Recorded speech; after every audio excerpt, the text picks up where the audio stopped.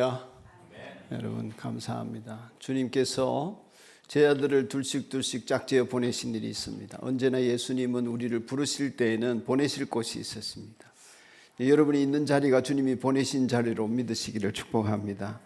주님이 우리를 부르실 때는 반드시 갈 곳이 있기 때문에 부르십니다. 우리끼리 모여가지고 잘 지내라고 부르신 것이 아니라 보내시고자 하시는 거죠. 여러분의 가정으로, 직장으로, 어떤 누구의 관계 속으로, 봉사하고자 하는 일들 속으로 주님은 우리를 보내십니다. 예수님은 제자들이 어느 정도 믿음을 가지고 예수님의 말씀을 듣게 되자 그들에게 가르치도록, 예수님 대신 가서 복음을 전하도록 둘씩 짝을 지어서 보내시면서 귀신을 쫓아내는 능력을 주셨죠. 제자들은 그렇게 해서 예수님의 분부를 따라서 흩어졌습니다. 그리고 예수님의 제자들이 돌아와서 그동안 일어난 일을 보고하는 것이 오늘 본문입니다. 6장 7절부터 13절까지가 보내시는 내용이 나오고 14절부터 29절까지의 세례요한의 얘기가 나옵니다. 세례요한 얘기를 갈로를 치고 6장 14절부터 30절로 건너뛰어서 보시면 이야기가 이어지게 되는 것이죠. 예수님이 제자들을 보내시는 얘기를 박성조 선교사님 파송식을 할 때 그 말씀을 미리 전했었댔습니다. 세상 속에서 증인으로 살아가라 살기라는 제목으로 말씀을 전했는데, 우리를 보내시는 예수님은 언제나 우리와 함께 하시겠다고 약속하시면서 제자들에게 그 권능을 주시고 또 귀신을 쫓아내기도 하셨죠. 제자들은 돌아와 가지고 자신들이 한 일과 천국 복음을 가르치고 증언한 일에 대해서 예수님에게 낱낱이 보고를 드렸습니다. 돌아온 제자들이 그렇게 보고하는 모습을 물끄러미 보시던 예수님이 그 표정을 보니까 굉장히 지쳐 있었던 것 같습니다. 그래서 식사할 겨를도 없이 바쁜 예수님과 제자들은 따로 한적한 곳으로 가서 좀 쉬기로 하였습니다. 그래서 너희는 따로 외딴 곳으로 와서 좀 쉬어라 하시지요. 예수님은 늘 이런 따뜻한 배려를 우리들에게 하시지요. 우리는 일 중심으로 살아가기가 쉽지만은 예수님은 항상 일보다는 우리가 먼저입니다. 여러분이 먼저입니다. 그래서 우리의 상태를 보시고 때로 위로도 하시고 쉬도록도 하시고 격려도 하시고 때로는 권면도 하시고 또 상태를 봐서 징계도 하시고 상태를 봐서 훈련도 시키십니다. 지금 예수님이 여러 모양으로 여러분에게 도전하실 수도 있습니다. 오늘 예배를 드린 여러분들에게 하나님께서는 무언가를 말씀하실 텐데 주님의 영이 여러분에게 어떤 말씀을 하시는지, 위로의 말씀을 주실 수도 있고 도전의 말씀을 주실 수도 있고 파송의 말씀을 주실 수도 있는데 그 음성을 듣는 여러분이기를 축복합니다. 그래서 예수님의 제자들은 휴식하러 배를 타고 떠나게 되었습니다. 갈릴리 호수 인근이었으니까요. 배를 타고 떠나는 모습을 지켜보던 사람들이 이 예수님 일행이 어디로 가는가 보다 해가지고 그 예수님의 일행이 가시는 곳을 추적해서 따라 나섰습니다. 예수님 배를 타고 내려보니까 휴양지에 쉬러 가신 거잖아요.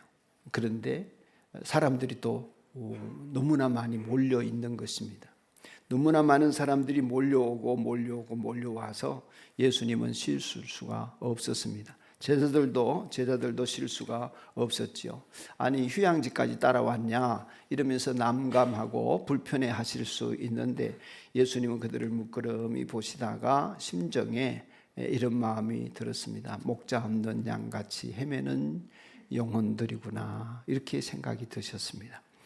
저 같으면 굉장히 불편해하면서 또 도망갔을 텐데 예수님은 그 목자 없는 양같이 불쌍한 이들을 대하시면서 어떻게 했냐면 34절 하반에 보면 그래서 그들을 가르치기 시작하셨다, 이렇게 기록하고 있습니다. 불쌍하면 먹을 것도 주고 격려도 하고 이래야 되는데 뭘 했다고요? 가르치기 시작하셨다. 왜 불쌍했나? 길을 몰라서. 인생을 열심히 살고 나름대로 사는데 주님이 보실 때는 불쌍한 거예요. 왜 불쌍한가? 먹을 것이 없어서 불쌍한 것도 아니고 집이 없어서 불쌍한 것도 아니고 길을 모르는 거예요. 진리를 모르는 것입니다. 하나님의 복음을 모르고 살아가야 할 방법을 모르는 것입니다. 우리가 각자가 그렇습니다. 각자 소견에 오른 대로 자기의 목표, 희망, 꿈 얻고자 하는 것들을 향하여 열심히 살아갑니다. 남들이 하는 것도 보고 나도 저렇게 해야지. 남들이 사는 것도 보고 나도 저렇게 살아야지. 남들이 되는 것을 보고 나도 저렇게 되어야지. 남들이 가진 것을 보고 나도 저렇게 가져야지. 이러면서 열심히 살아갑니다. 그러나 그게 길이 아닌 줄을 모르는 거죠. 그것을 모든 것을 얻고 싶고 하고 싶고 되고 싶은 대로 다 얻어도 그 마지막은 멸망인 줄을 모르는 것입니다. 그래서 주님이 우리를 보실 때는 언제나 불쌍합니다. 연민을 가지고 계십니다. 주님이 우리를 보시는 시선은 그런 불쌍한 마음이 언제나 있는 거죠. 이 불쌍한 마음이 하나님의 마음인 것이죠. 그래서 하나님 나라의 복음을 가르치신 것 같습니다. 어느덧 날이 저물고 사람들은 배가 고프고 돌아가야겠는데 흩어질 생각을 하지 않습니다. 제자들이 이 사람들이 집에 가서 먹고 내일 다시 오도록 해야 되겠다고 해치자고 말을 하자 예수님께서는 이렇게 말씀하십니다. 너희가 먹을 것을 주어라. 이 말씀 이후에 일어난 일이 소위 말하는 오병이어의 기적입니다. 오병이어의 기적. 5오 떡병, 2 고기어, 물고기어, 오병이어 기적이라고 부릅니다. 복음서를 보면 마가복음에 있는 이야기가 요한복음에는 없기도 하고 누가복음에는 있는 이야기가 마태복음에는 없기도 하거든요. 똑같은 복음을 기록한 것 같지만은 그 복음을 받아들고 읽고 들을 대상이 누구냐에 따라서 복음서의 내용이 약간씩 차이가 납니다. 그런데 예수님께서 5천 명을 먹이신 이 사건은 모든 복음서에 빠지지 않고 다 기록이 되어 있습니다. 그 얘기는 무슨 얘기입니까? 그만큼 이 이야기가 중요한 이야기고 확실한 이야기고 모든 사람에게 감동을 준 이야기고 이 복음을 듣는 사람이 꼭 들어야 되는 이야기고 그것을 통하여 진리를 깨달아야 되는 이야기다. 그런 뜻이 되겠죠.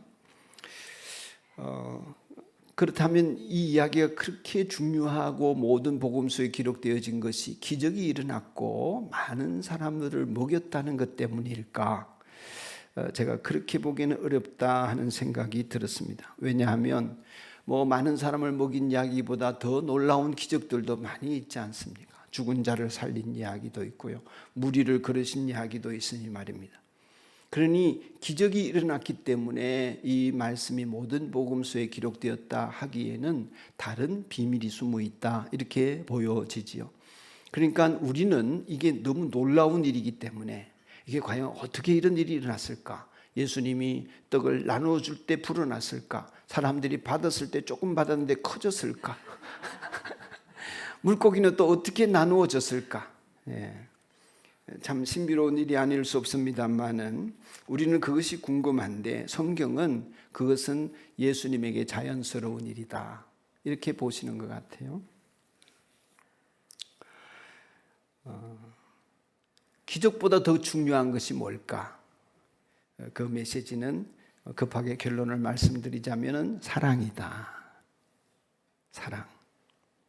예수님의 능력이 나타나는 통로는 사랑이더라 하는 것을 전해주고자 하는 것이다 이렇게 여겨집니다.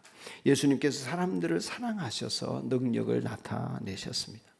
언제나 하나님이 우리에게 능력과 기적을 베푸시는 것은 그 사람을 사랑하고 그 환경 속에 있는 영혼들을 사랑하시기 때문에 언제나 예수님은 능력을 행하셨습니다. 그 사랑이 뭔가 어떻게 사랑하시나 오늘 이미 말씀을 드린 내용입니다마는 사랑은 불쌍히 여기는 것입니다. 연민을 품는 것입니다. 그 사람의 있는 모습 그대로를 받아주면서 그 사람을 어떻게 하든지 나은 길로 인도하고 싶은 마음에 불쌍한 마음을 갖는 것이 하나님의 사랑입니다. 오늘 서석준 목자가 기도 가운데서도 죄인이지만 우리와 같이 되시고 우리를 사랑하셨다고 고백해 주셨는데 사복음서에 동시에 나오는 이 오병이의 기적에서 똑같이 나오는 장면이 있습니다. 그것이 뭐냐면 예수님이 그들을 보시고 불쌍히 여기셨다는 것입니다. 당신의 형편, 제자들의 형편은 지금 쉬어야 되는데 말할 수 없이 피곤한데 그럼에도 불구하고 자신의 형편을 잊을 만큼 그들을 보실 때에 불쌍히 여기는 마음이 충만하신 것이 하나님의 마음, 예수님의 마음, 오늘 저와 여러분이 품어야 할 마음이라고 여겨지는 것입니다. 수천 명의 사람들이 가족들을 데리고 예수님 말씀 들으러 왔습니다. 기적과 능력을 경험하러 왔습니다. 그런데 예수님께서는 이런 사람들이 쉬는 시간에 찾아왔다고 불편해하거나 귀찮아하거나 짜증내지 아니하시고, 유리방하는 요원을 보시고 불쌍히 여기시면서 하나님 나라와 복음의 진리에 목말라 하는 그들에게 아낌없이 남김없이 복음을 가르치셨습니다. 여기 예수님 앞에 모인 사람들은 결국에는 배도 고프지만 영적으로 굶주린 사람들이죠. 로마에 착취당하고 헤롯 왕에게 착취당하고 가진 사람들에게 착취당하고 그렇게 헐벗고 굶주릴 수 있는 너무나 어려운 서민들이었을 것입니다. 아니면 아주 빈곤층이든지요. 그러니 그들이 육신으로 굶주리는 것도 있지만 무엇보다도 어디가 길이냐, 어디가 진리냐, 도대체 내 인생을 어떻게 살면서 마무리할 수 있겠느냐, 어떻게 하나님이 기뻐하시는 인생을 살고 하나님이 축복하는 삶을 살 수 있는가. 세상을 보니까 주변에 올바로 가르치는 사람이 없고 이분을 보니까 진리를 가르쳐 주는 것 같으니까 모여든 것이죠. 온 무리를 뒤덮은 영적인 분위기는 경건함이었을 것이고 하나님 나라에 대한 사모함이었을 것입니다. 그러니 5천 명이 모여서도 예수님의 한 사람의 말씀을 5천 명이 다 경청하여 들을 수 있는 영적인 분위기가 만들어졌던 것이죠. 시간 가는 줄 모르고 이야기를 들었습니다. 여러분, 영적인 갈급함이 생기면 시간이 가는 줄 모릅니다. 여러분이 그런 경험이 있기를 축복합니다. 제가 상해 제자교회에 부흥회를 갔다가 이제 부흥회를 하는데 성도들이 집을 안 가는 거예요. 예. 더 해주시면 안 돼요. 더 해주시면 안 돼요. 저 연변의 왕천교회 부흥회를 갔을 때도 마찬가지입니다. 목사님, 더 말씀해 주세요. 예. 무덥고 하루 종일 말씀을 듣고 이러는데도 영적인 갈급함으로 배고픔을 잊고 살았던 것입니다. 그 영적으로 충만한 채 날이 저물어 가는 그 시점에 제자들이 자기들이 피곤하니까 이제 좀 헤쳐서 돌려보냅시다, 이런 얘기를 예수님에게 하게 됩니다. 예수님 이들이 걱정이 되시겠죠. 그러니까 너희가 먹을 것을 주어라, 이렇게 말씀하시게 됩니다. 예수님이 그들을 불쌍히 여기셔서 그들에게 먹을 것을 해결해 주고 싶어 하셨던 것입니다. 불쌍히 여기는 것이 사랑이라고 말씀을 드렸는데, 불쌍히 여긴다는 원래 말뜻은 사람들을 보고 상황을 보고 가슴이 뛰는 것입니다. 심장이 박동이 빨라지는 것입니다. 원래 원어의 뜻은 마음이 헐떡인다, 그런 뜻입니다. 여러분, 마음이 헐떡이는 적이 있습니까? 설렐 때 헐떡이죠. 좋은 것을 볼 때 헐떡입니다. 심장이 뛰고 호흡이 가파지고 어떻게든 도와주고 싶어서 견딜 수 없는 감정이 생기는 것입니다. 그래서 사랑의 다른 표현은 불쌍히 여기는 것입니다. 여러분, 주변 사람들이 불쌍해야 전도할 수 있습니다. 그 영혼이 불쌍해야 전도할 수 있고, 살아가는 인생의 길이 없는 모습이 안타까워야 전도할 수 있습니다. 참으로 불쌍히 여기는 마음이 있을 때에 예수님의 능력이 나타나는 통로가 열려지는 줄로 믿습니다. 참으로 내 안에 불쌍히 여기는 마음으로 그 영혼을 위해서, 그 상황을 위해서 하나님 앞에 심장이 뛰고 호흡이 가빠지는 그 펄떡이는 마음을 가지고 하나님 앞에 나아갈 때에, 그 영혼을 위하여 기도할 때에 그 영혼이 살아날 수 있는 예수님의 능력의 통로가 열려지는 줄로 믿습니다. 오늘 그 일이 일어난 사건이죠. 지난 주간인가 JTBC 뉴스에 한 사람의 얘기가 소개되었습니다. 민생연대 송태경 사무처장의 이야기입니다. 이분은 지난 16년 동안에 민생연대라고 하는 조그마한 사회 시민단체를 세워가지고 그 코로나를 지나면서 물론 더 많았습니다만은 사채업자에 시달리는 자영업자, 소상공인들이 있지 않습니까? 어쩔 수 없는 이제 부도 위기에서 일수를 서게 되고 그 일수가 또 일수를 부르고 이렇게 해서 엄청난 빚더미에 시달리고 마침내는 살 길이 없고 갈 길을 몰라 하는 사람들이 오늘날에도 많이 있지 않습니까? 그런 사람들에게 상담을 해주고, 이분이 아주 탁월한 경제통이고 또 소상공인 보호법 이런 것들을 만들 때 국회에서 자문도 해주고 이랬던 사람이거든요. 그런데 더 서민들에게 가까이 가서 그들을 돕고 싶다 해서 이제 민생연대를 차리고 상담소를 개설을 해서 그 부도 위기에 빠진 사람들을 이제 사채업사에서 탈출하는 길, 어떻게 하면 법적으로 보호를 받을 수 있는 게 모르거든요. 그런 것들을 자세하게 알려주면서 2,000명에 가까운 사람들을 무료로 상담해주고 그들을 살려냈다는 것입니다. 그 화면을 보는데 울먹이면서 어떤 자매 얘기를 하는데 전화가 왔는데 자기가 다시 통화합시다, 꼭 연락 주세요 이랬는데 연락이 없어서 전화를 해보니까 전화도 안 받고, 며칠 뒤에 남편이 전화가 왔는데 북한강에서 시체로 발견이 됐다는 것입니다. 그만큼 사람들은 목숨을 정말 생명의 위기를 느끼면서 이런 물질 문제와 싸우는 것을 안타까워하면서 겨우 80만 원 활동비 받고, 화면을 보니까 벽지도 다 찢어지고 뭐 이게 사무실인지 뭐 어디 그 빈민촌인지 모를 만큼 그분은 머리도 다 빠지고 이도 다 상하고 80만 원 받고 무료로 아무런 보상도 받지 않고 그렇게 활동을 했다는 것입니다. 그런데 그 80만 원도 충당이 안 되어서 이제 3월에 해체총회를 열고 민생연대를 해체하기로 하였다, 이런 뉴스가 나왔습니다. 얼마나 마음이 아프든지 제가 죄송하고, 홀로 견뎌온 16년을 견딘 그에게 너무 미안해서 제가 이제 홈페이지를 찾아가지고 구자 번호를 알아서 후원금을 보내자고 열어보니까 저에게 통장 잔고가 20만 원밖에 없는 거예요. 주일날 헌금해야 되는데 어떡하나. 아무튼 그렇게 해서 후원금을 보내고 너무나 불쌍하고 또 감사하고 미안하고 그래서 또 그것을 발굴해 준 최 PD가 고맙고, 그래서 그 최강민 PD가 이제 그 뉴스를 했는데, 그런데 여러분, 이제 어제 제가 들었는데 이분에게 후원금이 탑재해가지고, 저는 조금만 보냈지만은 수많은 사람들이 후원금을 보내서, 또 어떤 분은 시청에서 사무실 마련해 줘라, 예수님보다 낫다, 이런 경금 나지 못한 얘기도 막 하면서 아무튼 응원하는 것들이 답지했다고 그래요. 그래서 해체총회를 이제 중단하고 모인 돈으로 몇 년은 더 할 것 같습니다. 그 불쌍히 여기는 마음들이 아마 모아진 것이 아닐까 그렇게 여겨져요. 며칠 만에 답지한 후원으로 소생하고 그렇게 되었다 해서 너무나 기뻤습니다.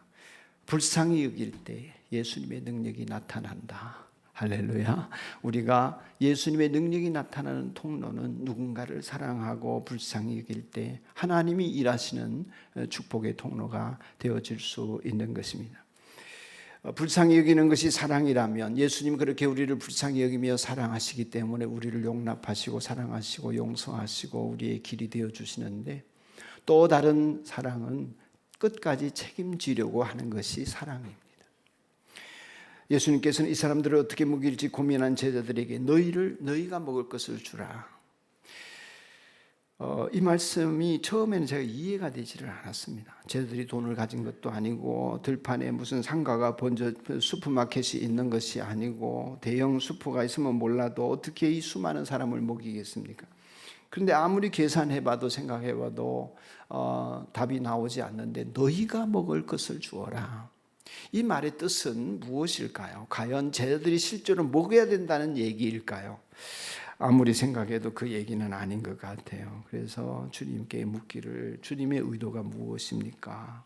할 때에 떠오른 단어가 책임지려는 마음이었습니다. 책임질 수 없지만 책임지려는 마음. 제자들에게 이 마음을 예수님은 요구하신 것 같습니다. 예수님의 말씀은 쫓아온 무리들이 배고파하는 것이 그들의 문제가 아니라 제자들의 문제가 되기를 원하셨습니다.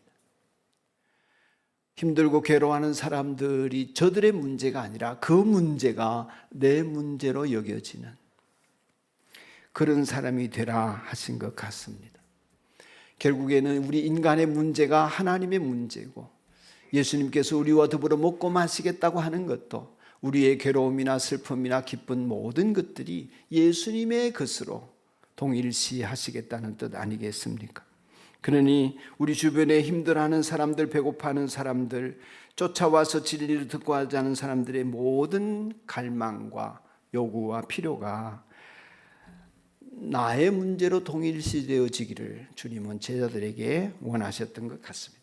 제자들이 오병이의 기적을 행할 수 있는 사람도 아니고 갑자기 돈을 구워주거나 나눌 수 있는 사람도 아닌데, 내 주변의 아픔에 내가 배고프지 않으니까 괜찮다, 내가 가난하지 않으니까 괜찮다, 내가 아쉽지 않으니까 괜찮다, 그렇게 생각하며 살지 말라. 내가 감당할 책임으로 받아들이라. 그 주변의 배고픔은 너의 배고픔이어야 하고 그 주변의 아픔은 너의 아픔이어야 한다. 저들에게 이것을 깨우쳐 주시려 하신 것이 아닐까. 바울 사도는 이러한 예수님의 마음을 배워서 성도들이 쓸 것을 공급하십시오, 손님 대접하기를 힘쓰십시오, 그러면서 심지어 내 원수가 줄이거든 먹이고 목마르거든 마시게 하십시오. 줄이고 목마른 그 원수일지라도 줄이고 목마른 그의 필요를 채워주는 것이 우리 그리스도인의 자세라는 것입니다. 목말라 죽어라, 배고파 죽어라 그러는 것이 아니라, 원수 갚는 것은 하나님에게 있으니 내 주변에 목마른 사람, 배고픈 사람에게 그것이 비록 원수고 내가 미워하는 사람일지라도 배불리 먹게 하고 목마른 목을 축이게 만들어주는 것이 그리스도의 책임이라, 그리스도인의 책임이라는 말씀이죠. 결국 책임지려는 제자들의 노력 속에서 작은 도시락을 찾았고, 표현이 보리떡 5개와 물고기 2마리지 다른 성경을 보면 아예 도시락이라고 하는데 그저 모닝빵보다 못한 비스켓 같은 거 몇 개 들어있었을 테고, 멸치보다 좀 큰 그런 생선이 2개 들어있었겠죠, 2마리. 하지만 안타까운 사정에 책임을 지르는 제자들의 마음은 예수님의 능력을 나타내는 통로가 되었습니다.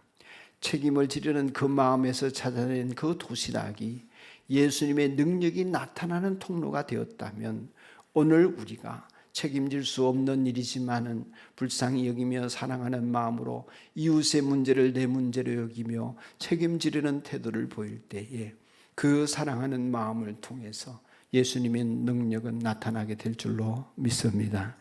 남는 것을 주는 것이 아니라 내 먹을 것을 주는 사랑, 내가 여유가 있기 때문에 하는 것이 아니라 비록 내일 먹을 양식도 없지만 사렙다 가부처럼 오늘 먹고 죽을 양식일지라도 예언자가 달라 하니 기꺼이 내어주는 그 헌신을 통하여서 우리 주님이 역사하시고 예수님의 능력을 드러내시더라 하는 것입니다. 시간 날 때 하는 헌신이나 봉사가 아니라 내 즐거움을 포기하고 섬기는 그러한 봉사와 사랑, 할 만큼 하고 그만두는 것이 아니라 형제 자매의 아픔과 문제가 해결될 때까지 책임지려고 하는 사랑. 여러분과 제가 하나님의 은혜로 구원을 받고 천국 가는 것이 끝이 아니라 하나님이 주신 복을 이 땅 가운데 나누다가 그 나눈 끝에 아무것도 남지 않고 주님 나라에 들어가는 그 마지막을 볼 수 있는 사람. 그래서 목장에서도 서로 책임을 지려 하시고, 그래서 이 일을 잘하기 위해 낭비 없이 살려고 하고, 근검하고 절제하려고 하고, 공부해서 남 주려고 하고, 돈 벌어서 남 주려고 하고, 재능 갖추어서 남 주려고 하는 사람. 이러한 삶을 살고자 하는 것이 그리스도인으로서 사랑하는 사람의 모습이 아닌가. 책임지려고 할 때는 능력이 있어야 되고 필요도 있어야 하지만 무엇보다도 상대방을 아파하며 내 문제로 여기는 그러한 사람, 그들이 구원 얻도록, 제자가 되도록 성숙되도록 책임지려는 것. 그에게 하나님은 축복의 통로가 되게 하셔서 다른 사람을 제자가 되게 하고, 다른 사람이 하나님의 자녀가 되게 하고, 다른 사람이 예수님이 주시는 사명을 감당하는 사람으로 세워주게 만들도록 통로가 되지 않을까. 아마도 이 세상에서 가장 불쌍한 사람이라면 그런 것을 모른 채 어리석은 부자처럼 남에게 베풀 줄 모르고 자기만 생각하고 자기 중심적으로 사는 사람. 그래서 창고도 더 넓게 지으려고 하고 통장도 더 많이 가지려고 하고 더 넓은 집에 살려고 하지만 지극히 가난한 사람. 사랑하는 여러분, 불쌍히 여기는 것이 사랑입니다. 내가 책임지려는 것이 사랑입니다. 예수님의 능력이 나타나는 통로가 이 사랑을 통해서 보여지는 것입니다. 그 속에 기적이 있고, 초라한 도시락밖에 없다고 불평하지 맙시다. 나는 남들보다 덜 가졌다고 투덜대지 맙시다. 이웃을 향해 불쌍히 여기며 책임지려 할 때에 예수님은 능력을 행하시며 우리 모두를 복된 길로 인도해 가시는 분이십니다. 없는 중에 더 근검절약해서 남을 돕고 있는 중에 더 풍성하게 다른 사람들에게 베풀고, 그런 그리스도인을 닮아가는 하나님은 사랑이시다 하는 것을 보여주는, 그 사랑으로 살아가는 우리가 되어서 마침내 이 사순절 기간 사랑 이외에는 가르치신 바가 없는 우리 하나님을 노래하며 예수님이 그 사랑을 보여주면서 주고 가신 것처럼 우리도 그렇게 죽어가는 인생이 되어지기를 소원합시다. 이 사실을 깨달은 시인이 노래했습니다. 사랑이 구주를 죽게 했네. 왜 날 사랑하나. 여러분, 예수님의 능력의 통로가 되시기를 주님의 이름으로 축복합니다.